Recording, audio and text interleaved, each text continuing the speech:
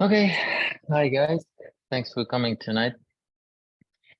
The topic of the talk today is healing with kindness, Huai wisdom. So we've been doing for the last 2 days the Tai Chi, the Hunyuan Tai Chi retreat, and we talked about all the many things that we can do with Tai Chi to heal the body, to relax, all the stress, all the things like that. And I told you today, so with like this, you can heal half of your problem, but the other half, they belong to problems that are not with the body, more with the heart, with the emotions, and with that we need other things, and that's the topic of the talk today. Just to introduce to you how I got to Huai, and then I'll talk about what is Huai and what are the main points in Huai and how does that help. But just as a matter of introducing how I go to Huai before I even describe what it is, I'll just share with you again how I got to it. So I've been doing Chinese medicine for 30 some years and learned Chinese and Chinese classics and Chinese culture and different types of philosophies. And I was very much into it. And I got to a special niche within Chinese medicine that is called fire spirit. It's from Western China, from Sichuan. And the person who started it about 150 years ago, he developed a certain skill of using herbs that are very hot. In Chinese medicine, we call it hot herbs. And you use them in Chinese medicine normally in small dosages, but this guy used to use them in very high dosages, and all the other practitioners like, what's going on? We don't know. So obviously he used the medicine in a different way than everybody else, but his results were always very remarkable. Like he would heal people that nobody else can heal. And that's why they start to give him a nickname. They call it like a fire spirit, like a fire god. Like he knows how to use fire, and other practitioners just couldn't understand what's the logic. So in any case, I got into this practitioner school, this fire spirit school, and which was very, very interesting. But I found out in a few of his books that I translated from Chinese that he's talking about a teacher. He said, I had a teacher, my teacher Liu Yuan, which is this guy in the picture. He said, who is the founder of the Huai school. He said, I learned with Liu Yuan, but I could really learn a little bit. I couldn't really get his magnitude. And and since he was very famous, I'm like, wow, that's interesting. Like who is that Liu Yuan? And that kind of brought me to the Huai school. I met with his great great grandson, who just sadly passed away last year. But I met with him many years ago. And I remember in the first meeting with him, through an introduction through the fire spirit school with other people that I knew, they said, oh, you're looking for the Huai?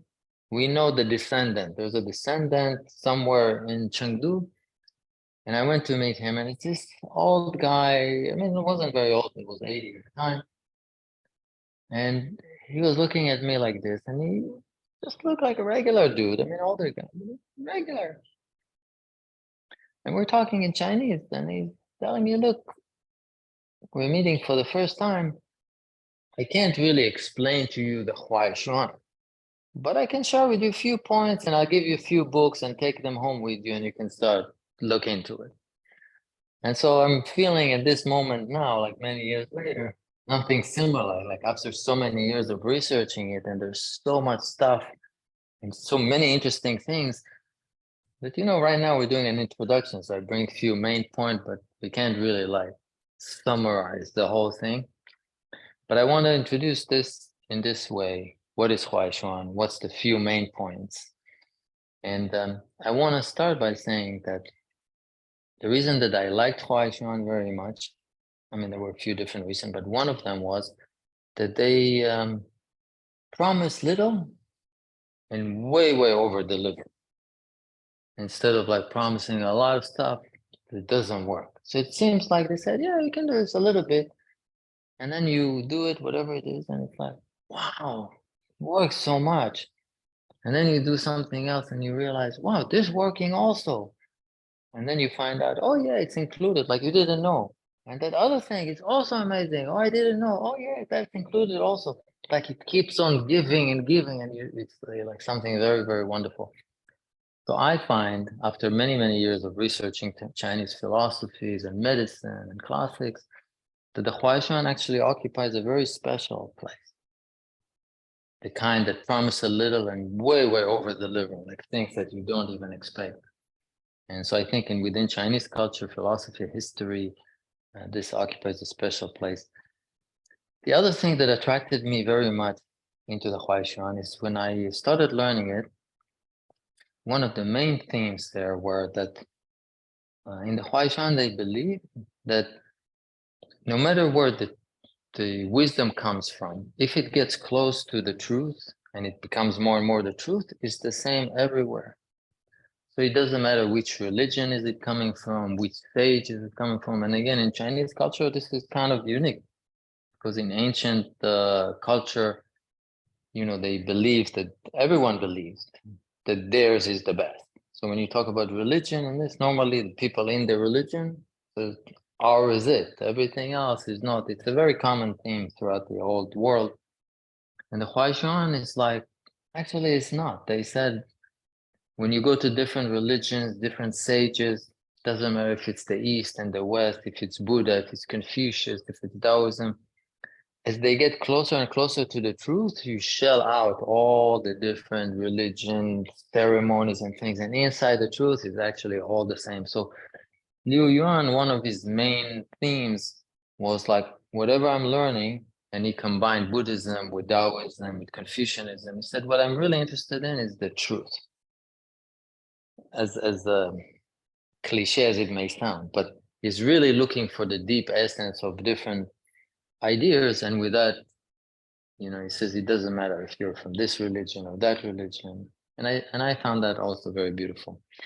So I want to start to introduce like how do we access the Huaishan, what it's about. And I want to use one of the main concept in Chinese philosophy over 3,000 years that is called center. This character that you see here, the ancient character of the word center, is also the name of China. China in Chinese means like the kingdom of the center. And it has a different history to it, why it's called the kingdom of the center. One of it is that 2,500 years ago, there was a central kingdom and many other states around it. So the kingdom of the king was actually in the center. So that's one of the explanations. But there is actually a very, very deep and profound idea behind this concept that actually leads all Chinese philosophy for thousands of years. And I want to explain it first before I get into the Huaishan, what the Huaishan is talking. The theme today of the whole conversation is how we use Huaishan to heal the heart. This is what we're talking about. So don't get confused. This is the topic. But I want to give a little bit background so it will make more sense. In ancient time, they use pictures to describe words, and the pictures had meanings, right? So when we look at Chinese characters, it's different than alphabet. It's actually like pictures that have different meanings. And the ancient character of the word center has a picture of a mouth. You see this circle is like a mouth which represent a person, and there's a line going through it. This is what the character means, and it has a few different levels of meanings within it. When we just think about the word center, it could mean something simple, like it's not too much and it's not too little. It's just in the middle. It's not on the left. It's not on the right. It's in the middle, right? This is the regular understanding of what the center is. It's in the middle. But when you look at the ancient meaning of the word center, it actually means that something passes through. Something passes through whatever it is, and that makes it the center. So you have things here, you have things there, and there's actually something going through it that has the meaning of center. When we talk about a human being in this connection, it means that the vertical line that goes from top to bottom, it means that heaven is going through the person.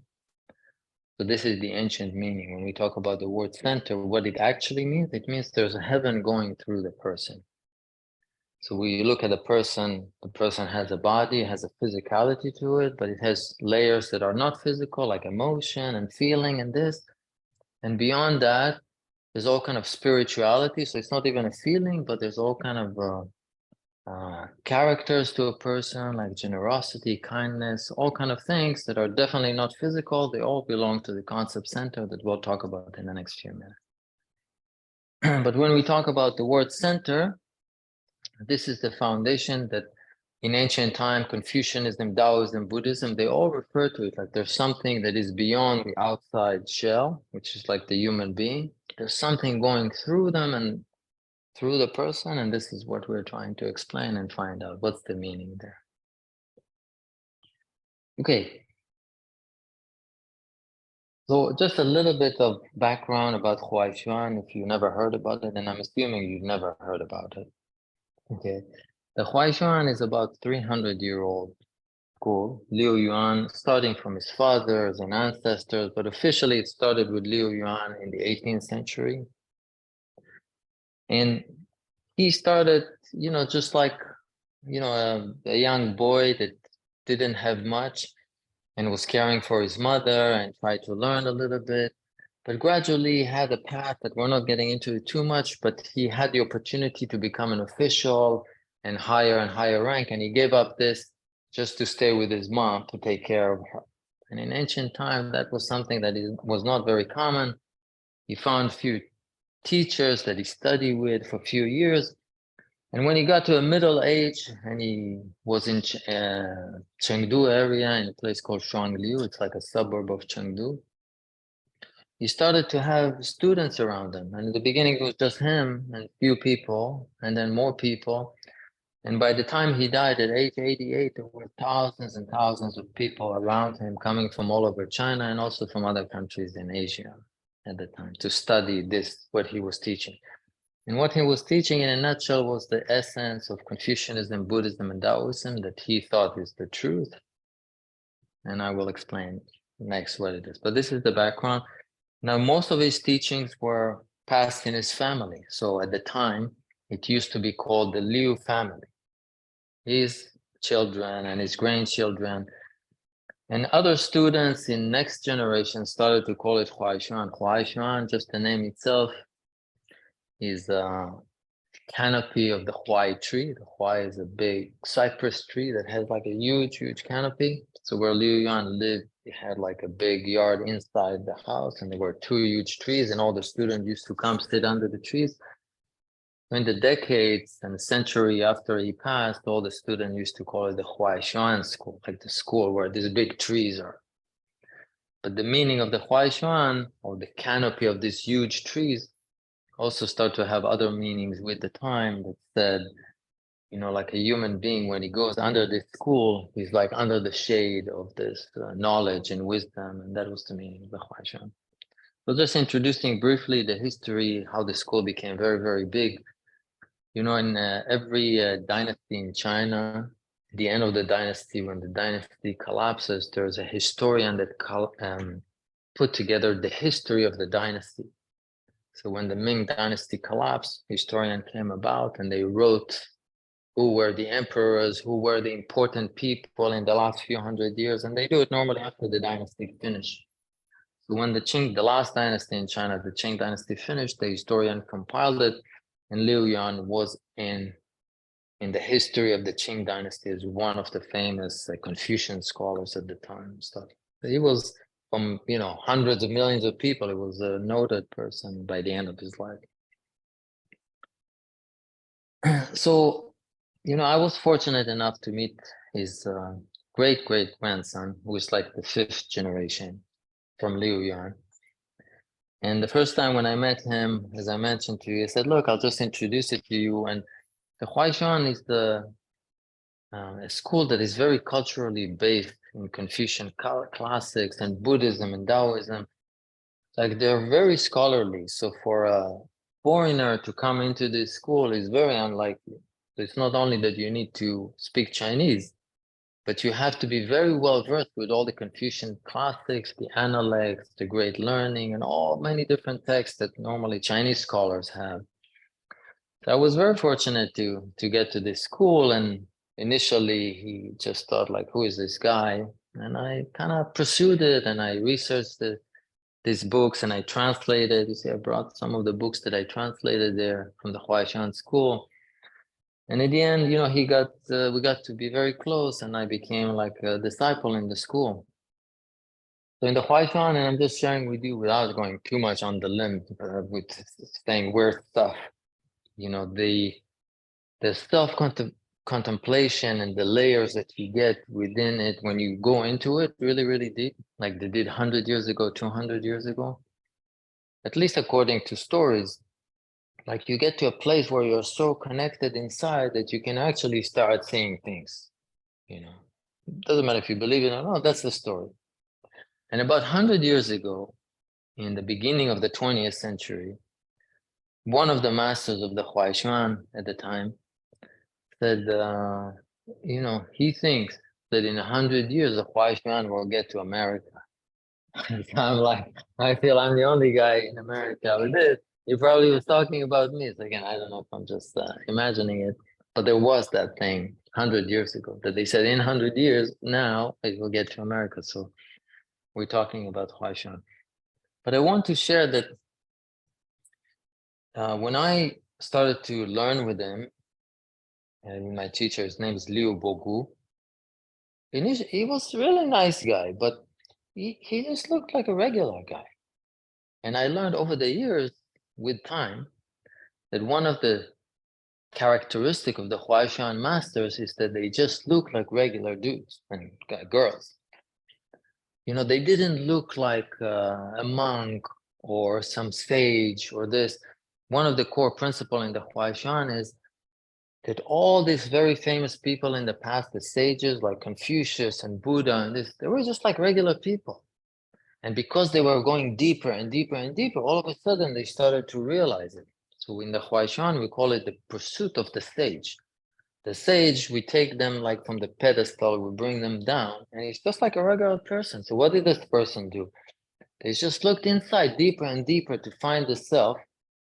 And that's what made them a sage, And so it's not like that they were a special person. The only thing that was special about them is that they looked inside and they discovered who the real self was.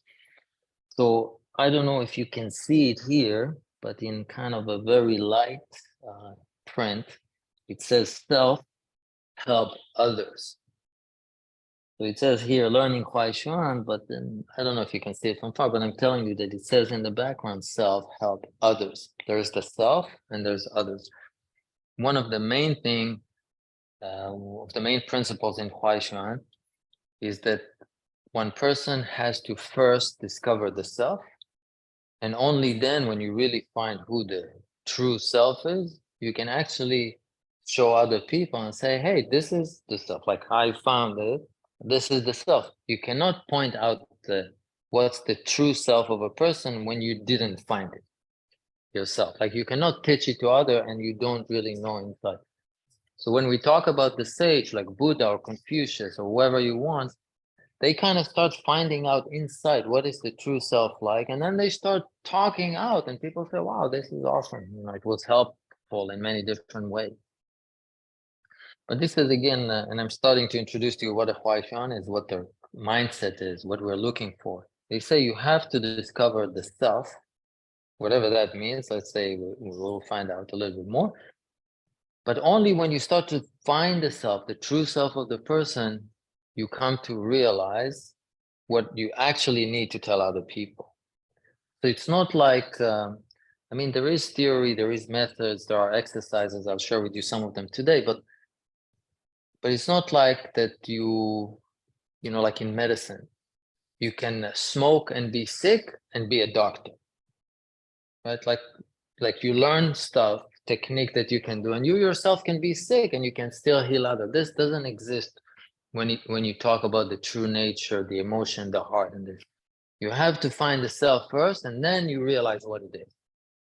And then all the methods that you learn, the things you can impart knowledge, but it's only after, in Chinese, in the Huaishan, it's called Chengji Chengren. Like you make the self, then you can make others. Make the self mean like you find it, And then you point to other people, say, here, over there.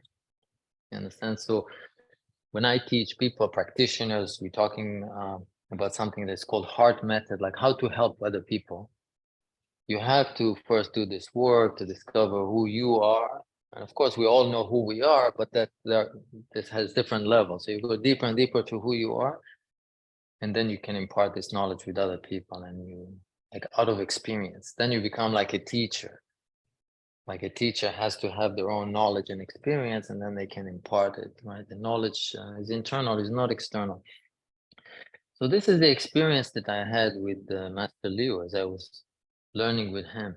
You know, I mean, initially I couldn't tell. You know, I just sat with him the first time, and he says, look, I can explain to you a little bit. And we had a conversation for a few hours, which like an interview that I did with him. So I recorded it. So after that, for years, I would go home and watch it again and again. Like, what was it telling me? And every year that I would watch it, I start seeing that he's saying different things.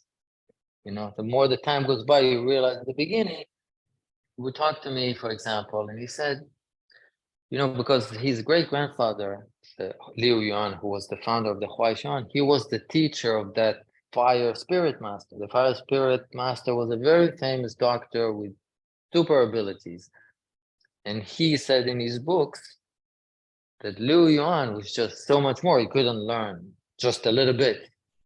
So I was curious, like what are they talking about here? If he knows a little bit, so what's more? You know, like what's the whole iceberg? If this is just the tip of the iceberg. Another interesting thing that that fire spirit master said in the books, you know, like he died 100 years ago. I couldn't talk to him, but his books that I read, he said something. You know, he was talking about herbal medicine and yin and yang and all kind of things.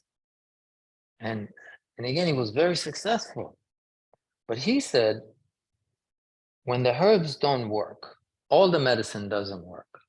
What I do is I take my patient to the market, we buy live fish and we release the fish in the river, like do something good, which is like a Buddhist practice to take and release life. And instead of killing life, you release it.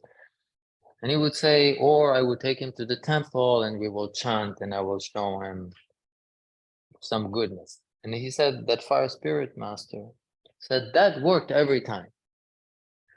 And I'm like, you know, that's like a new thing. That you go, you do something. I mean, we know do something good is good. It feels good. But what is that when healing and this? It's like a whole world that I discovered that the Huai Xuan were dealing with. Remember today, I just started by saying we talked about Tai Chi, and when you release this, it will help you. It will help half of the problem.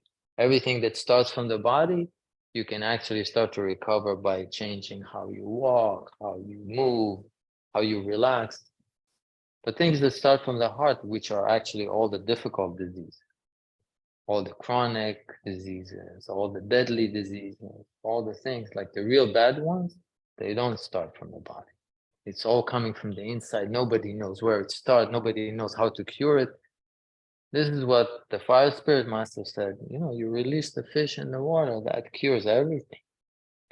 So again, it was a little peculiar, to say the least, but when I started going into the Huaishan and when I met Master Liu for the first time, we had that conversation in the interview.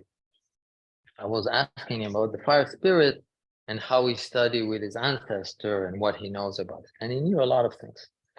So he told me something like this. He said, look, doing diagnosis, post-diagnosis, yin and yang, the meridians, whatever it is in Chinese medicine, it's very important to give the medicine is very important. But he said, if the patient, if you cannot fix them in the head, which in Chinese, when you do this in the head, in the West, it will mean in the heart. And he said in the head, it means like inside, in your mindset, in your psyche. If you don't fix the patient there, then you can't be really a good doctor. That's what he told me the first time that we're talking.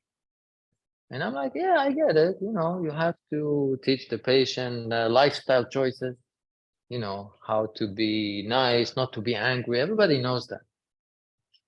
So that's what I thought initially. But, you know, with the years, as I got into it more and more, I saw that there's like more and more and more. And today I'll just talk about a little bit of it. But this is how it started for me, the exploration of the Huai and my experience with Master Leo with the years became deeper and deeper until again he passed last year, which was kind of very sad. But so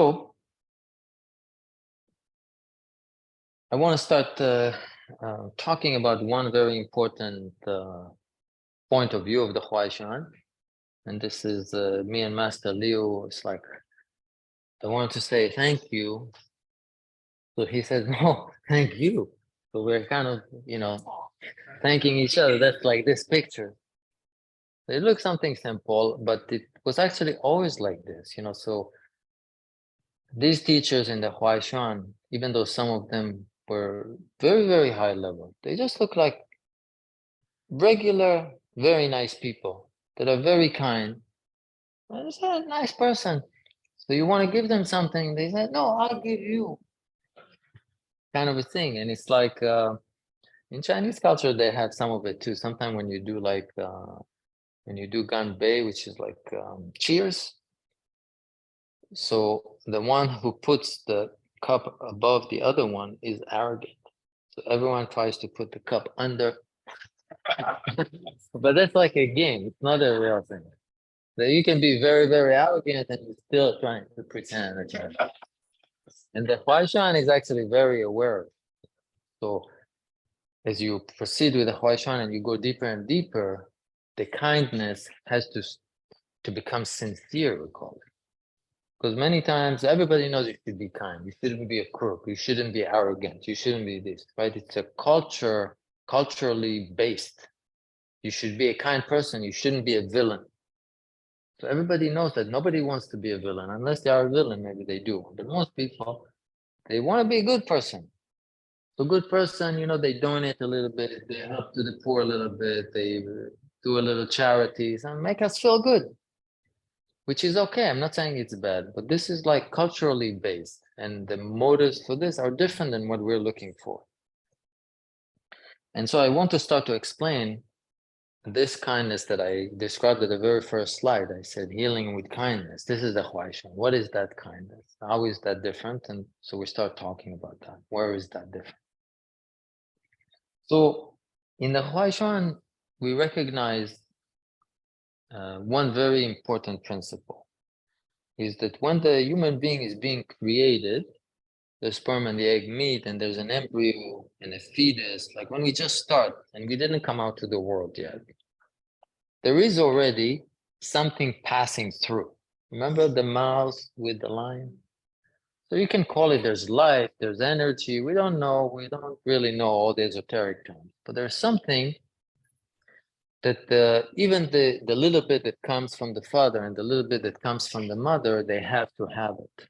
So if we talk in modern term, they didn't have it at that time, but modern term, let's say the sperm from the man, the egg from the woman, they have to be alive.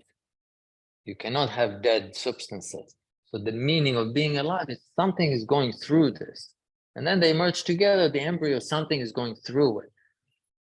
So in our modern concept, normally we believe that something starts and something ends. So when someone is born or conceived, they start, and when they die, they end. That's at least some people believe, not everybody. But according to the Huai, that thing that passes through is constant, is infinite. And then a human being just forms around it. And then the human being expires, but that thing keeps on going. From the parent to the children to the children, so it keeps on going. This is the line that I showed at the beginning when we talked about center, like it keeps on going and things forms around it. So when we have at the beginning the creation and the baby that is just formed is still inside the body, there is the heart, the real heart of the human being that we call the Tao heart. We call it Tao heart. We also call it the infant heart, embryonic heart, whatever you want to call it, but it means the heart before we came out to the world.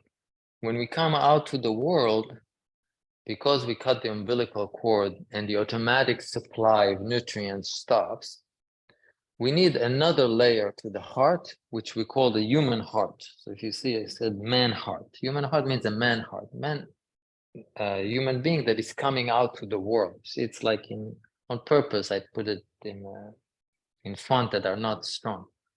Okay, so on the outside, man heart, but inside there's a Tao heart. So the Tao heart, and we just want to think about it for a moment, but this is again the core of the Huai of the understanding. The Tao heart is this instrument that allows the center to be expressed. So when the fetus is growing inside the womb, it has already a tool that allows this heaven that passes through to come out. This is the heart.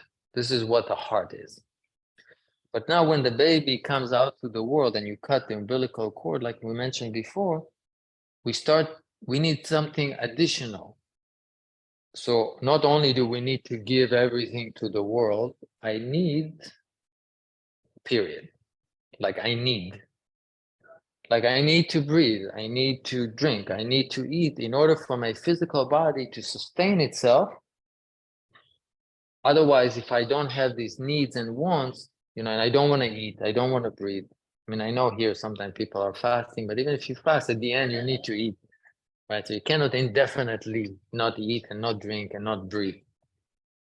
So the normal functioning of a human heart after they come out of the womb, what we call a man heart, a man, not in a male-female context, a man like a human being, a man heart is an instrument that wants and needs, so in that way I can survive. But this is really not the true heart. The true heart is inside the womb when the baby is in a state of unity that wants to express the center. Center is like, the heaven energy is passing through and you have a heart around it that expresses it, and I'll explain it a little bit more, but it's different than the man heart. The man heart is like a survival instrument. I need, I want, otherwise I can't live another day. If I don't breathe, I can't live another day. If I don't eat, I can't live another few days. So we have these two things that we need to be aware of, and the Xuan start to explore this. So what is a Tao heart and what is a man heart? And where do we have a problem and how do we fix it? This is like the whole thing. But, jumping forward very far, I would say that if you can discover what the man heart is, what the Tao heart is, what it should be like, what it should not be like, all your most terrible diseases are cured. Without naming them specifically. Anything that people die from, untimely death, not died of old age when they're supposed to. Any disease that you think, this will solve it. So this is what the Xuan thinks. I remember at the beginning I said, the reason that I like the Xuan is that they're under promise and they over deliver. Not like this is a big promise and at the end you can't deliver. It's actually the opposite. They deliver much more, like there's many, many more things that you can get there. The fixing diseases is the small end of it. In the Chinese, the Huaishan classics, Liu Yuan, he talks about it specifically. He says, like, when you start to discover these things, the short end of the stick is that you can get cured from everything. And that's like the little thing. The big thing you start to describe, but just imagine there's other things. It's not like that curing the disease, but that's the big prize. That's actually the small thing. Okay. So I just want us to think about it a little bit more. And again, today I can only do an introduction because we have a short talk. It's not like, I didn't mention it, but in June, we actually have a 3-day retreat about it that is followed by a 7 days teacher training. I'm not just trying to sell you that thing, but just to say that there's like 10 days of very intensive learning there to cover this topic. So right now we just have an hour, so kind of condensing some information. But the Tao heart is really what we're looking for. The human heart, we just want to know it, right? So this is how we start, and I want to explain. So in order to explain the Tao heart and the human heart, another core principle in the Huaishan is these 4 characters In Chinese, it's called Tian Li Liangxin, which means heaven principle, or the heaven, whatever the heaven really is, heart kindness. So the Huai said, if you get to this place where heaven principle, heart kindness is taking place, this is where the short end of the stick is that you cure all diseases, and the big thing is that many other great things can happen more than that. So I just try to put it in, and this is one of the, one of the things that I've been doing for many years, including with the Fire Spirit School, including with the Huai Xuan. Like these concepts are like immersed in Chinese classical culture that is very, very difficult to understand. My job, many times for some years now, is to change it in a way that I can talk to people like we have here, and it says, oh, actually, it makes sense. Because if you talk about it in a classical Chinese way, definitely you're falling asleep. It's like Confucius said, he said, they said, it's like, I don't know anymore. Everybody falls asleep. But if you want to make it relevant, this is actually what Liu Yuan said. He said, when you study the ancient classics, you have to get the heart of the master, and then you have to make it contemporary. You cannot just stay in the old words and make it lofty like the sage. It's like you have to understand it, and in the end, it needs to come out like wherever you are in the culture at the times. You have to make it relevant or modern in a way that everybody can understand. So I created this chart to share with you what Huai Xuan, after my translation, say the heart should do and work. So inside we have the center. The center is something that is passing through, that is not ours. Like the real life that goes through the person is not ours. So we don't gain it and we don't lose it. We don't gain it when we're born and we don't lose it when we die. We're just like following. This is the center at the beginning. And then the Tao heart is the next step. I don't know if you can see it, if it's too bright. The Tao heart is the ability of the human being to express heaven, without any hindrance. This makes the purpose of the human being. Like if you ask me, why do humans exist? What's the purpose? Is to express the center out. How does it look in day-to-day action? This is what we call kindness or goodness. But not the type that I do it because of cultural conditioning. So not because it's nice to be good. People say I'm a nice person. Or I have too much money. These people are poor. I kind of feel guilty. Right? All these things, they come from the very outside of the heart, and they make people do good things. That's not, there you don't cure any disease. Okay, so it's not the action of doing something good that can cure disease. You can try it all you want, that doesn't solve anything. I mean, it's good to do, but that's not the spot that makes the change. So the center expresses itself through the heart, the real heart of the person, and this is the purpose of the person. But now we have the man heart. The man heart is all the needs and wants, which is good. Because if the heart wants correctly, so it wants to eat an apple, then the next minute you can go and do more good. But like if you don't want the apple and you die, you cannot do good anymore. You understand? So like the human heart that wants thing, it's a good thing because it can make you healthy, it can make you live a long time, and then you can do more and more center. You can express more center. So the heart wanting thing is a good thing. It's not a bad thing. It's not a bad thing to want. But of course, there's a problem. Problem is when you want too much, when you need too much, right? When the desire is becoming too much, then this a little bit of wanting started to give us problem. One of the problem is with the emotion, I start to feel very unhappy, very angry, very upset when I want things and it's not enough. And when you start having a lot of action here with the emotion and the man heart, then the center cannot come out. So any kindness that you do, then it's conditioned from the outside. It's nice to do good things. that when the heart really can express the center, the energy that comes out of the center actually saturate the entire body. Like we call it in the Huai sincere body. Sincere body means that the center really goes out. Everything that you do is good. The body cannot get sick. But if the heart starts to want too much because it feels not enough, it feels shortage, which is the opposite of center. So feeling deficiency is the opposite of center. Center is like you feel the heaven. The heaven is just endless.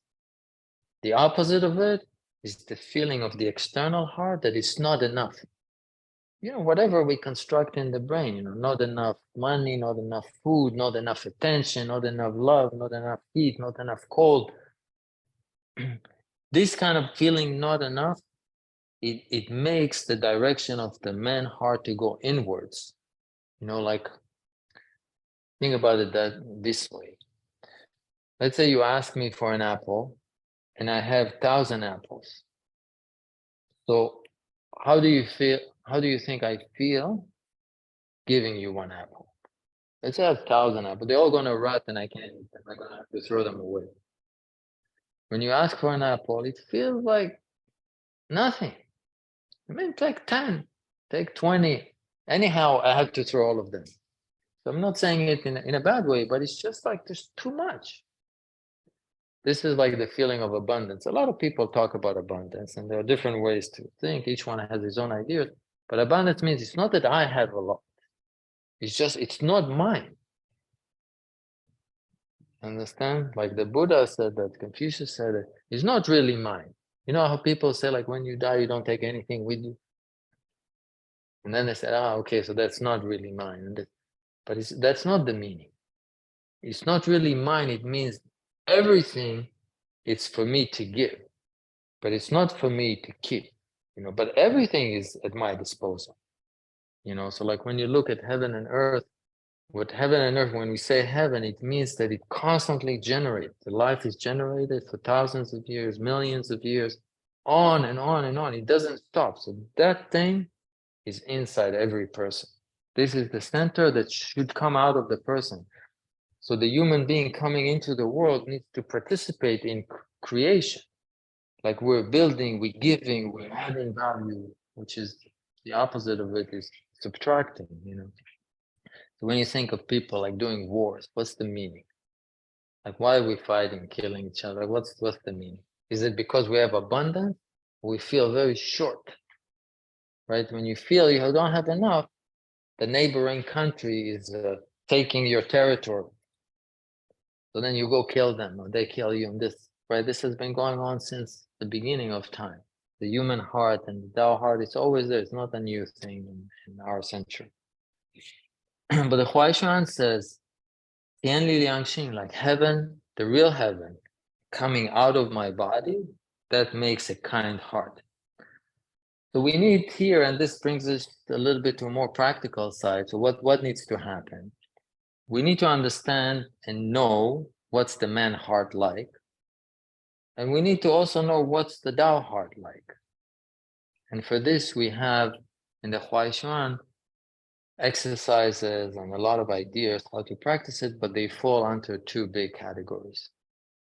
One of them is to observe movement, we call it, or to observe what's going on in the movement of the heart, not movement of the body. Like when you feel, when you want, when you think, when you're angry, when you're upset, all these are called movements. So one category of things in Huai is called observing movement, and the other category is called preserving or nurturing stillness. Stillness means it's not really still, but it means it belongs to heaven. What we say center, this is called stillness. Preserving, nurturing it, it means that the Tao heart, you start feeling what the real heart's supposed to do. And there are different practices to that. I'll just today introduce a little bit of observing movement and a little bit of preserving stillness. So I'll explain that point. But I just wanted to share the Huai outlook on life. To say, we have a heart, everybody has it. A Tao heart, and everybody has a human heart. And when the baby comes out to the world and start growing, the human heart start to become more and more dominant. So this is what we call discovering the self. Remember before I said you have to discover yourself so you can tell what does that mean? And then you start to discover what the Tao heart and the center feels like. Like when you were in the womb, what did the heart feel like? You always have it, everybody has it. But all of us start to have the man heart around it. And if you look around, you see that it's very common to be upset, to feel in shortage, in general, everybody. Right? This is the human heart. It has the tendency to dominate, and the younger we are, the less dominant the man heart is. So that's why little kids, they are careful. Yes, I don't care about anything. But the older we get, we actually start to have weaker connection to the center, and the human heart, who's supposed to protect us, start feeling we're having less and less, and it becomes more and more dominant. So unless we do what we call self-cultivation practices, like to find the Tao heart more and more, let's say we don't do anything, the opposite happens. Like the older we get, the more emotional, the more insecure, the more upset, unless we do cultivation practices that can come in different way, in different religions, and it's not just in the Huai. Like the more spiritual you become, you can become old and wise. But if you don't do anything, just go with the motions, the external heart becomes more and more dominant, and you feel more in shortage, more, because your energy is becoming depleted, and your heart recognizes it, and it becomes worse and worse. Instead of becoming very peaceful and enjoy long age, you become sicker sooner and agitated and die young. Understand? So a person, we all have to expire at the end, but our life needs to be long, full of goodness all the time. All day long, I need to feel happy. And I feel abundance. Even if I don't have money, it doesn't matter. You don't have to give money. It's not about money. Like even just saying something nice to someone doesn't cost anything, but you'll be surprised. Many people don't say something nice. Like they get upset. They shout at you. Like, why would you shout? Unless you feel shortage, right? So of course, as Huai practitioners, we become more sensitive to this, not critical. It's not like, why are you shouting? When you see someone shouting, immediately you feel the pain. So to the contrary, you want someone is shouting at you and you want to help them. That's how it feels. You don't feel offended. The opposite happens. And if someone, feels like awesome, you also feel good. They feel good. I feel good. If you feel really, really bad, I also feel like I want to help you. And that also makes me feel good. So it's like, it doesn't matter what happened. Like for a Huai practitioner, either you want to help or you feel like you don't need to help, but either way, you feel good. So we say, like, what's the method to feel happy all the time? This is in a Huai, it's this pursuit. Remember how we said, how I said, that curing the disease is the small part of it. So then we start getting into what's the bigger part. Aside from peace under heaven and no more wars and that kind of thing, is actually, remember I told you there's something passing through us and then the human is forming around it. This time that we have to live is like super precious. So, when you go deeper and deeper into it and you start experiencing what is to live fully, and you then see someone who's getting really upset and you realize that they live half, not just like how many years, it's like the life shrinks. When you feel upset, when you feel shortage in this, the expansion that you have in the heart, like how much heaven comes out of you, this will start to be not just about curing diseases, but like all the effect that comes out of it becomes bigger and bigger and ripples more and more, like through time. So for example, Confucius died 2,500 years ago. Long time ago, thousands of years ago. Buddha, and this, right? We have Buddha. But yet they got to a certain place and they were talking, in saying and teaching, and their body is already way gone, disintegrated into nothing. But their heart is like keep on going. The heart is keep on going. So millions of people are still learning it. It helps them, makes them more peaceful. And this is called like being alive. It's not like a selfish thing. Just my body, how much I can eat, and this, how much I feel, how much I have. Like how much heart is coming through this heart. Like how much center is coming through this heart. And that thing goes through time. Like your body can already expire and you're still going. Right? I'm just using this example of Confucius and Buddha to convey this idea that this heart really can go on, not just with the body. It doesn't expire with the body. So I wanted to share observing move. This is actually the first meeting that I had with Master Leo, where he told me to be a good doctor, you have to help the heart of the person, not just cure their toe fungus. You have to help them inside. Many of the diseases start inside in that pathway that is being obstructed. How to realize that the path is obstructed? I mean, sometimes it's easy. So if you see someone that is very unhappy, it's easy, but sometimes it's not so easy. And this I get very often from people, from students. They say, yeah, I have, just like a few weeks ago, someone asked me, she said she has a friend who's really, really good and really happy and really kind, and she has really bad cancer. Right? So how's the relationship there? Normally you would say if you're really upset, really angry, you get cancer. I mean, God forbid, but it's like we understand. You felt really, really bad, that gives you the problem. But sometimes people say, no, but that person looks happy and they looks kind and generous and they get cancer as if it's bad luck. Again, sometimes it's difficult to see the deep inside the problem. It's not always on the outside. That's why I said, remember, on the outside, you can seem to be happy. You seem to be generous and kind, this, and I'm not criticizing it. I'm just saying that does not solve the disease. But if you truly inside, like really heaven is coming out, you open your eyes and it's just like, where can I help? It's just like, there's not enough things to help. It's not like who can help me. It's like, I really just, this cat, the dog, the tree, the person, the sister, the brother, like you feel like you need it, because there's just so much coming out and you need to help here, help there. When you really get to this place, that it's effortless, like this, it comes out of you effortless. It's not like you're trying to be good. Not like you want to be good. It's just coming out. You have to do it.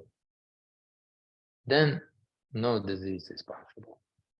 Then there's not that thing, you're good and you get cancer. It doesn't exist. It's not in principle. It's not in the true principle. It doesn't exist. Okay.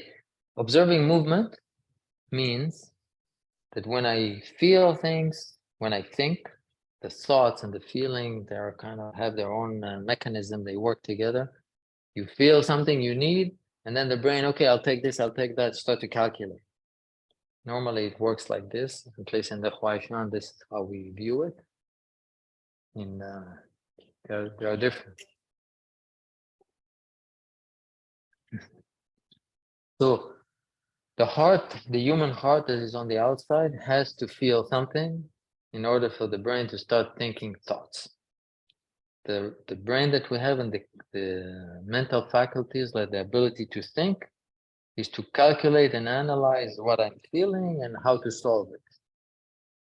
So just talking in a very elementary level, I feel hungry, you look around, where is the food?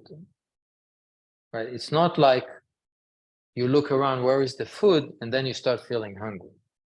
It's not in that order. You start inside what the human heart needs or wants, even if it's on the subconscious level. Like not always are you feeling, but it's there.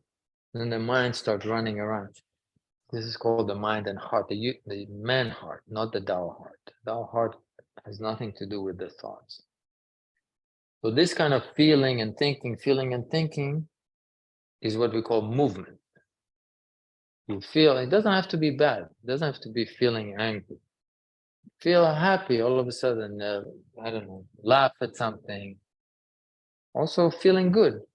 when the heart starts moving, and in the Qigong, we talked about it a little bit when we practiced, right? How you go to Dantian and then the heart start moving, right? So for those of you who were in the Tai Chi and Qigong, we're talking about this. The Qigong essentially is getting close to preserving movement type exercises that I'll talk next. But observing movement means that I start to analyze how I feel and how I think. Like I'm becoming gradually with time, with exercise, more aware of feeling and thoughts. Let me show you, for example.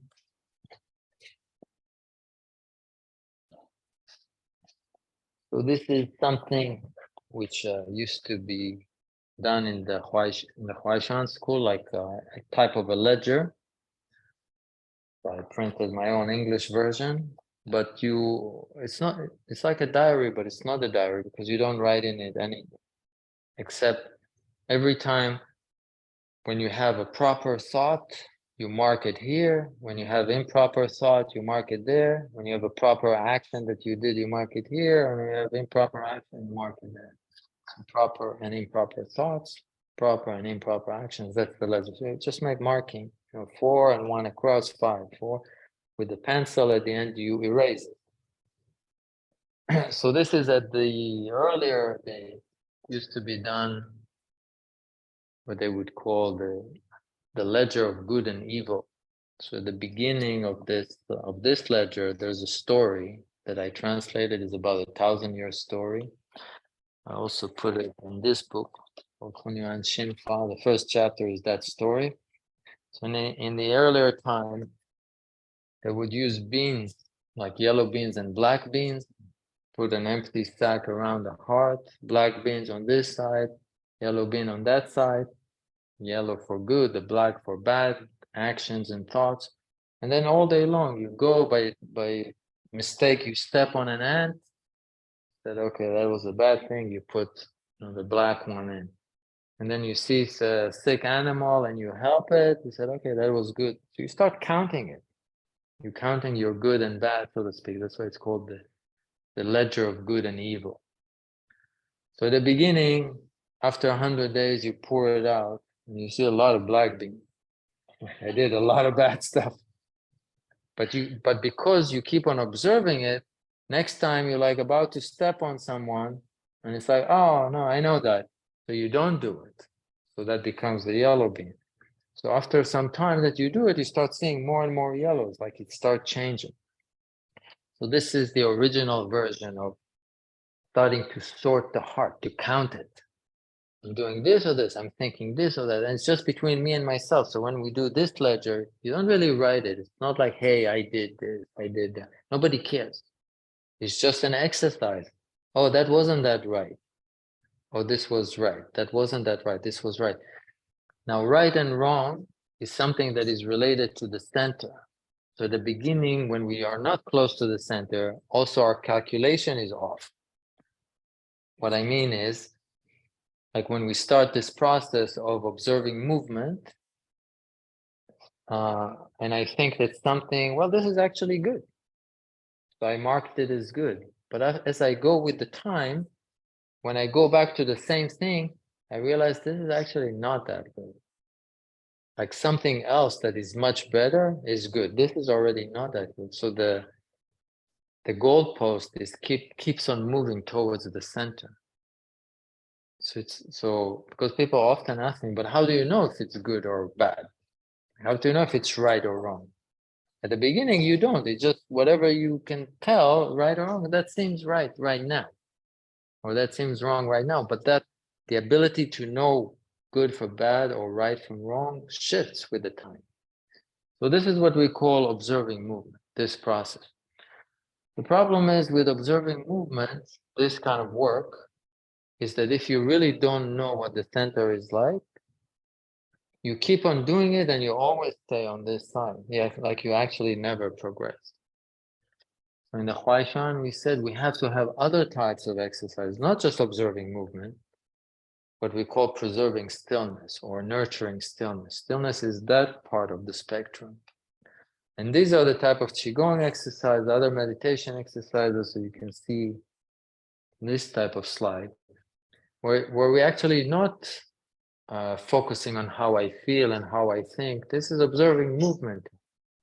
But rather I start feeling like, how is it connected inside? Like we did in Qigong, I keep on telling you, go back to Dantian, go back to that, that's it. But in the Huai Xuan, there are also deeper level than that. How to go into feeling what it's really like inside. So one thing that I want to share with you today, we call it Shinpa meditation. Like a practical exercise, you can go and start doing it. The ledger, you just make your own ledger. Just take a piece of paper, good thoughts, good actions, bad actions. And you don't write what it is, but you, at the beginning, you just do it once a day. And then twice a day. Like, because you're busy working and this, I have no time to do this stuff. But then you do it 5 times a day, and then you do it 50 times and 100 times. Eventually, you don't need a ledger. It's like everything that you do, wow, that was good.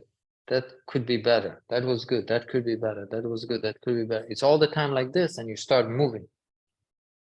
You know, after a year or two, you look back 2 years ago. Remember how you said that stealing is not so bad? All of a sudden, you said, wow, this is actually really bad. You know, like your perspective start to change. But this only changes if we do preserving stillness. Like you know where to go. Otherwise, people that would just do observing movement, they go in circles and they stay. It's always good, bad, good, bad. You always stay in the same. You don't move. You don't slide to the good side of things. Preserving movement, that's what I want to teach you today quickly. One type of preserving movement is Shinfa meditation. Shinfa meditation, we can all do it together so you can practice it. You put your hands at the bottom of the trunk. You breathe in. And you feel the heart is full, and maybe you feel something and your thoughts are there. And then you turn the palm down. You exhale. And when you exhale, you just become calmer and calmer.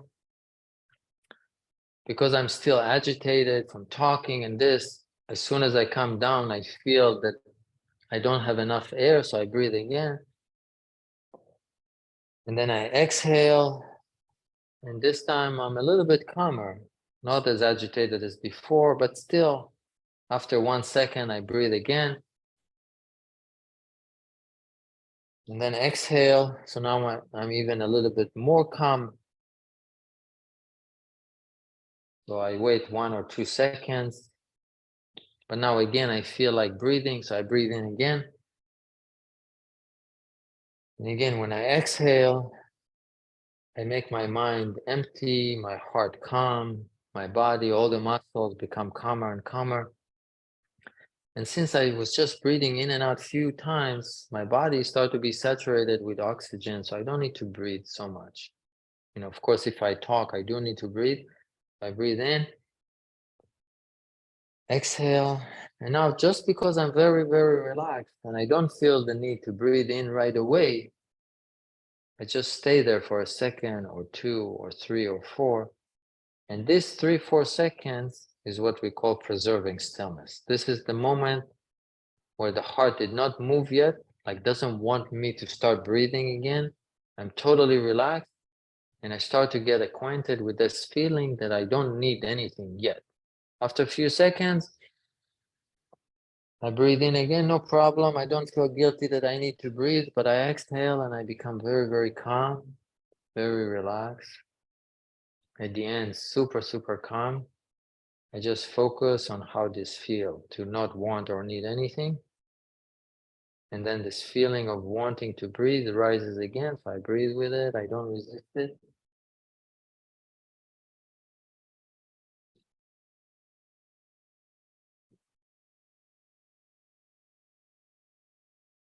Slowly, slowly, just feeling your intention in Dantian, in the lower abdomen. Then when you feel like you need to breathe, again, this is called movement. The heart starts moving, you breathe in. You breathe out, you quiet the movement. And staying at the end like this without any desire for a few seconds, this is called nurturing stillness. Okay, perfect. You can open your eyes. This is like very, very simple. The nurturing stillness is not the exercise. It's just a few seconds at the end. So the more you relax and you don't need to breathe, that few seconds become longer. Could be 20 seconds, 30 seconds. If you're super, super calm and your body is very saturated with oxygen, you just don't need to breathe. Not because you stop. It's just there's no need for oxygen. And when it comes up after 10 seconds, 3 seconds, 7 seconds, you don't resist it. You don't hold your breath. You're feeling like breathe, no problem. Enjoy it. Exhale. You don't feel like breathing. You don't need to breathe. You just stay there for a few seconds and you start feeling how it's like. This is called nurturing stillness. This is the center. At the beginning, we don't feel much. But the more we do it, you start feeling that that stillness is moving. It's not you moving, like something is moving. So we call it stillness, but stillness doesn't mean there's no movement. It just means that it's not my heart moving. Something else is moving. This is called stillness. Nurturing stillness is like you start feeling it more and more and more. And when we feel this, this is when we do observing movement and you start moving towards the center. If you don't have this preserving stillness experience and you just reflect, you know, without being critical, sometimes there's this type of work of self-reflection. There's not much progress. You know, people do self-reflections for years and years, and you're still kind of in this space. You didn't really move very far.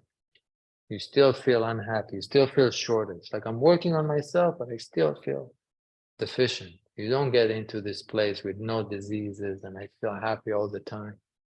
And energy just comes out of me to help to the world. This doesn't happen just with reflection, self-reflection.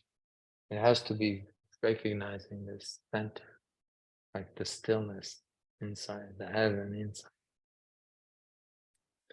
So I wanted to share these two methods, observing movement and preserving stillness, which kind of bring me to the end of this talk. If you have questions, now it's a good time to talk about anything about Xuan, anything that I talked about, anything that you want to share. That's a good time.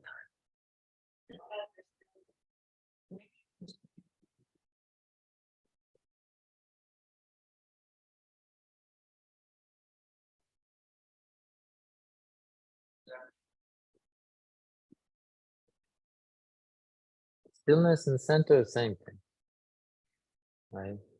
It's just different names to express that something is moving through me and it's not mine or me or I'm doing. Right? The external heart on that side at the end, it just feels like I do everything. Everything is mine and I'm responsible for anything that happens in the world. You know, there is that thing that the human heart feels, or at least want to feel, like I'm in control, right? But deep inside, the real heart of the person is just to transmit heaven to come out. And heaven, I'm not creating it. It's just coming through me. So if a person is able to just let heaven come through without clouding it, we call it, like obstructing it, making it dark, dimmer, that's the purpose. The purpose is fully expressed. The person lives full life. Full life can get sick. Not only can you can get sick, you can get unhappy. Can be upset no matter what happens. So, and people say, oh, but what if someone die? What if you lose your house? What if you lose all your, right? They try to tell you their unhappiness in life, right? Even Buddha said life is suffering, so you have to just throw away everything and detach from everything. But why, Sean? That's not. Even with meditation, we practice meditation like preserving stillness. Huai says you need to do it to a certain degree. First, quiet your heart. Don't get agitated. Feel the center inside. Feel how it comes out. And at that point, you should stop sitting like a vegetable. Go out, do things, live it up. You know, help people, express your person. The purpose of the person is not to sit to meditate. But you do sit to meditate first so you don't get agitated. So just quiet the heart. And then you meditate to find the center. And then you just go out and you stop meditating. Like everything that you do is like meditation. So for example, in the early Taoism, in one of the classics called Zhuangzi, they're talking about craftsmen, like a butcher. When a butcher has the Tao, so they say, his blade never get dull. Like when he cut, it never hits the bones, and this is always, he cuts it perfectly, and his knife is forever sharp. But someone who is not with the Tao, very quick, he gets the knife to be very dull. It's like that idea that it's like when you don't do it right, everything starts to go wrong. But when you do it right, you need to act and nothing wears. There's no wear and tear almost. That's why you never get sick, and that's why you die only when you're supposed to die. You cannot die young. You know, like the knife never gets dull. But otherwise, when you have the obstruction from the outside, it's always, there's something that makes me unhappy. Him, her, them, this, that, something makes me unhappy, right? And this is, I think I can understand why it's there, because the human heart is dominant, and everybody has human heart. And since it's dominant, that's the common belief. If the bank come after you, you should be miserable. If someone died, you should be miserable. And again, mourning and this, when someone dies, is a different story. And it's actually not this. I mean, you feel sad, but there's a purpose for that. There's a certain time that you should do it, but that's not a reason not to express yourself anymore. You know, it's like, so even the worst thing, if someone dear to us dies, you mourn it, that help us elevate them to do a certain thing. But then at the same time, you're still helping. It's not now you're vegetable. You're still helping, you're still living, you're still expressing your purpose, you know, and that makes you happy, you know. So Zhuangzi, for example, when his wife died, he went out, start laughing, and people say, why are you laughing? And it's like, you know, that's life. So again, they have this in Chinese classics in earlier time, but does it make sense?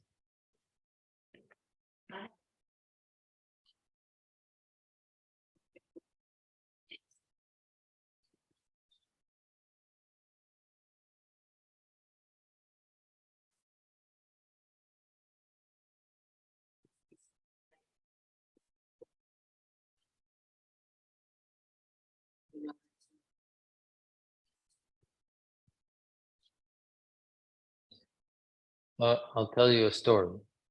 I had one friend, his mother had late stage cancer. And you know, all the drugs were not working, suffering miserably, a lot of pains. And I asked if I can talk to her. So I talked to her and him together.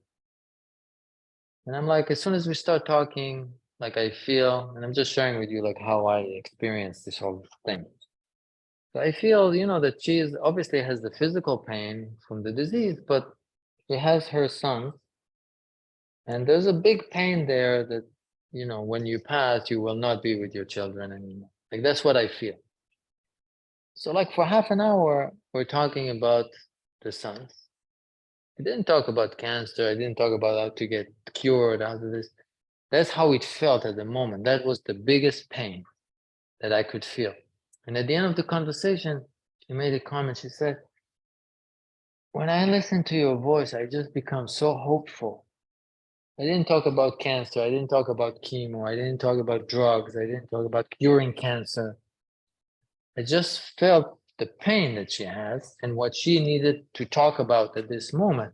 And that just brought her immediately peace. I didn't cure the cancer, not in that way. But that peace that comes to the heart is has tremendous value. You know, everyone in their own peace. But this is like just answering your question, how immediately you can start feeling and certain things that you're taking. This is what we said at the beginning. You know the self, you start feeling these places. And then when someone talks to you, say, oh, it's that pain. and it started coming to you. Like I didn't know, she didn't say, "Oh, my children." I just started feeling it, that if I talk about it, this is going to give her great peace. And that was her feedback immediately at the end of the conversation. So,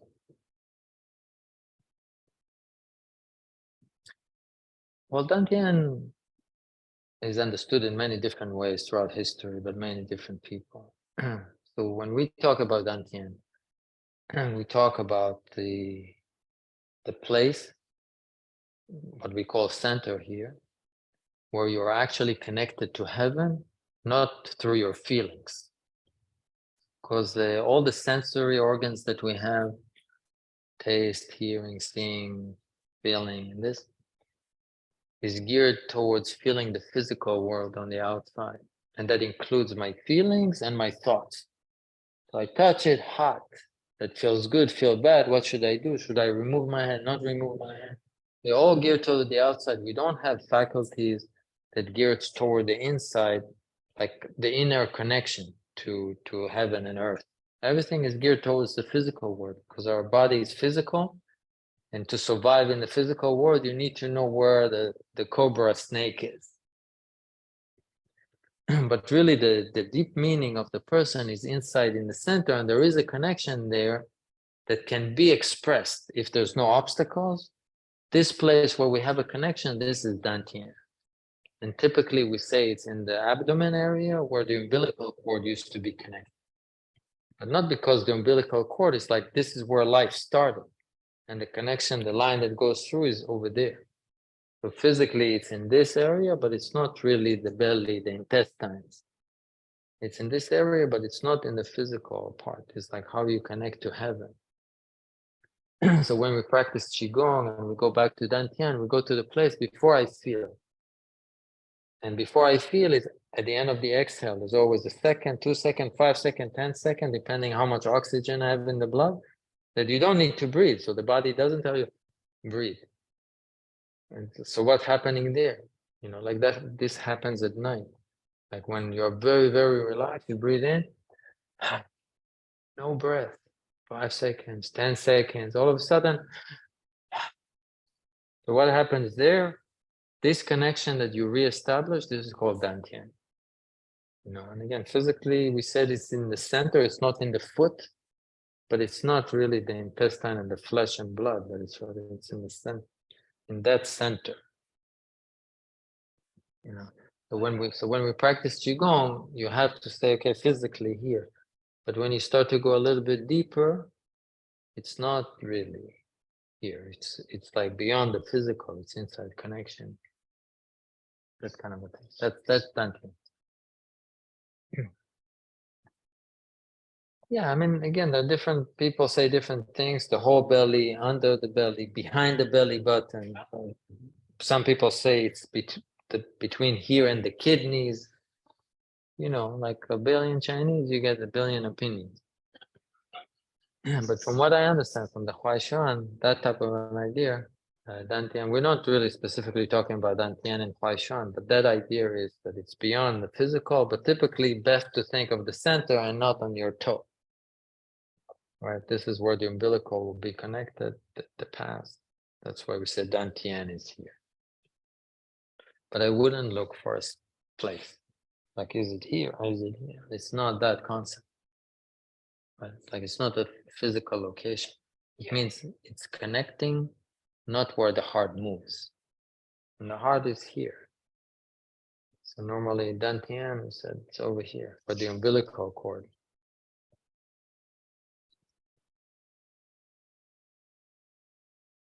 This center or the center of the body? Right? It's not exactly the same thing. But the center of the body is, when you look at the body, is in the center.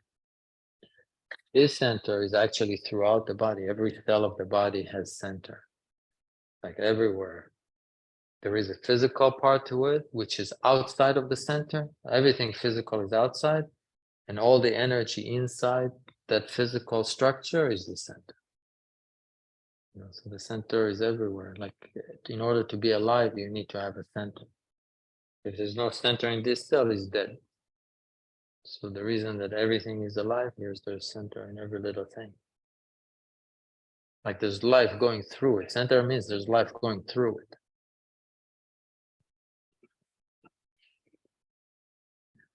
Yeah, at least initially, until you can incorporate it in the Tai Chi, then you do Tai Chi and Qigong together. Yeah. Qigong or other type of inner cultivation, preserving stillness type. Qigong is getting close to preserving stillness. You know, there are other exercises. The Shinfa is very good and I recommend it to a lot of my patients. You know, because it's easy, simple, and very effective. You know, like promise little and over deliver. Like that's what we need. How about other questions? All right, guys. Thank you very much. Thanks for listening. You were very, very patient. It's in June 2 to 4, the retreat, and then the teacher training, June 5 to 11. Yeah, so the retreat, Huai Xuan. Yeah, it's 10 days of Huai Xuan. But the 3 days is to discover the self. The other teacher training is like how you use it to help other people. So first you have to find yourself. That's in the retreat, and the retreat is here. And the other teacher training, we just kind of drive around, walk around, and the students just follow me around. Yeah, so like mentorship kind of type thing. Yeah. Guys, thank you very much. Thank you. You were super patient.